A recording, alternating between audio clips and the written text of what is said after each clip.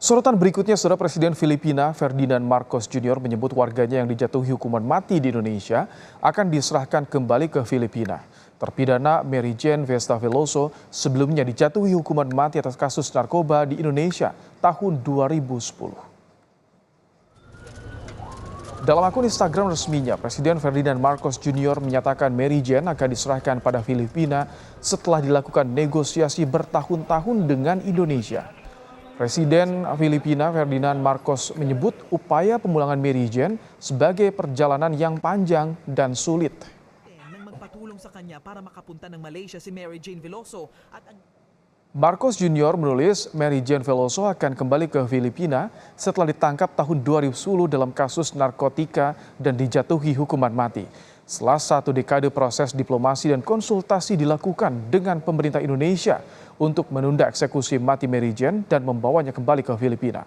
Marcos Jr. juga menyampaikan terima kasih kepada Presiden Prabowo Subianto dan pemerintah Indonesia atas kebijakan memulangkan Mary Jane. Menko Bidang Hukum HAM, Imigrasi dan Pemasyarakatan Yusril Iza Mahendra menyebut pemerintah Indonesia mengambil kebijakan memberikan transfer prisoner atau pemindahan narapidana kepada terpidana mati Mary Jane ke Filipina. Yusril menyebut pemerintah Indonesia tidak membebaskan atau memberikan pengurangan hukuman kepada Mary Jane. Namun Mary Jane akan meneruskan hukuman pidananya di Filipina. Proses pemindahan Mary Jane akan dilakukan di bulan Desember 2024. Permintaan dari pemerintah Filipina kepada pemerintah Republik Indonesia untuk memberikan pengampunan lagi-lagi ditolak oleh Presiden kita, dan akhirnya kita merumuskan satu kebijakan baru yang belum pernah kita lakukan sebelumnya, bukan memberikan pengampunan atau bukan memberikan pembebasan kepada narapidana warga negara asing yang dijatuhi hukuman oleh pengadilan kita, tapi kita melakukan satu kebijakan yang dalam istilah hukum pidana disebut dengan pemindahan narapidana atau bahasa Inggrisnya transfers of prisoners, dan ada lagi yang lain disebut dengan exchange of prisoners atau tukar menukar narapidana. Kita tidak melakukan tukar menukar narapidana, tapi kita akan melakukan apa yang disebut dengan pemindahan narapidana atau transfer of prisoner. Apa yang dikatakan oleh Presiden Marcos hari ini dalam statement beliau mengatakan kita dalam waktu tidak terlalu lama akan membawa pulang atau bring back her to the Philippines, artinya akan membawa pulang Mary Jane ke Filipina. Jadi bukan pembebasan, bukan pengampunan, tapi dikembalikan atau dipulangkan ke Filipina. Menanggapi pernyataan Menteri Koordinator Bidang Hukum, HAM, Imigrasi dan Pemasyarakatan Yusril Iza Mahendra mengenai pemindahan Mary Jane ke Filipina, Kepala Seksi Penanganan Hukum Kejati Yogyakarta Herwatan bilang bahwa informasi itu belum disampaikan secara detail dan menunggu arahan Kejaksaan Agung. Informasi terkait dengan Mary Jane, kami juga masih menunggu pernyataan resmi dari Kejaksaan Agung. Jadi teman-teman wartawan mohon menunggu kesabarannya. Tapi kondisi Mary Jane seperti apa sekarang, Pak? Kondisi Mary Jane masih ada di Gunung Kidul. Kalau terkait pernyataan Pak Yusril yang bilang kalau perkiraan pemindahan Desember 2024 itu juga belum disampaikan. Belum ada pernyataan resmi dari Kejaksaan Agung. Tetap mengacu ke Kejaksaan. Pak, kalau Mary Jane ditangkap di Yogyakarta tahun 2010 karena membawa narkotika jenis heroin seberat 2,6 kg.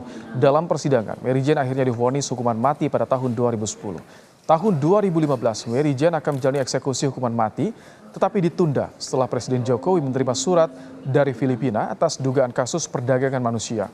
Tahun 2024, Presiden Prabowo mengabulkan permintaan transfer prisoner atau pemindahan tahanan Mary Jane ke Filipina.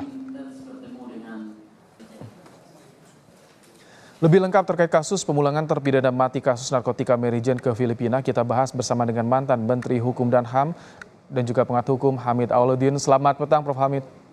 Selamat petang, apa kabar? Baik, jadi bagaimana Anda melihat kebijakan baru yang dikeluarkan, transfer of prisoner Mary Jane ke Filipina? Itu adalah kebijakan atau diskresi Bapak Presiden. Karena memang dalam Undang-Undang Pemasyarakatan kita membolehkan adanya transfer of prisoner dengan ketentuan ada undang-undangnya.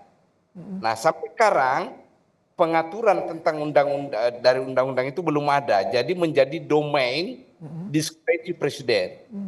Dan itu praktek lazim dilakukan dalam hubungan internasional, transfer of prisoner. Lazim sekali itu terjadi. Oke. Nah, dengan persyaratan ya, ada persyaratan konvensional yang harus diikuti.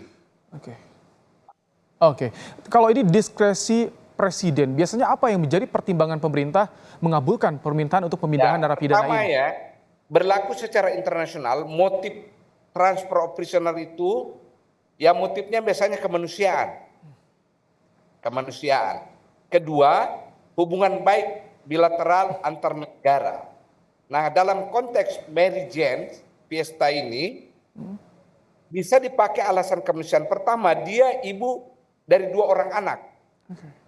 Ya, dia tidak bertemu anaknya kan. Kemudian bapak ibunya semua ada di Filipina. Dan bapak ibunya tidak punya kemampuan ekonomi, selalu datang menjenguknya di Indonesia. Itu sangat manusiawi. Apalagi anaknya bagaimana.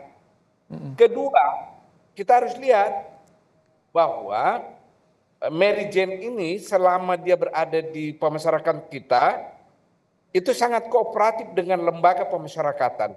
Bahkan jasanya acap kali dipakai oleh lembaga pemasyarakatan untuk beberapa hal. Misalnya dia kan penggiat seni ini orang. Bisa main piano, bisa main gitar, ya, dan hebatnya bisa membatik. Ya, siapa tahu kalau kita transfer, dia tularkan ilmu batiknya ke Filipina. Oke. Prof. Hamid, kalau misalkan belum ada landasan hukum aturan yang dibuat, apakah presiden ini perlu untuk konsultasi ke DPR soal diskresi ini? Tidak perlu, sebenarnya tidak perlu. Ini diskresi presiden.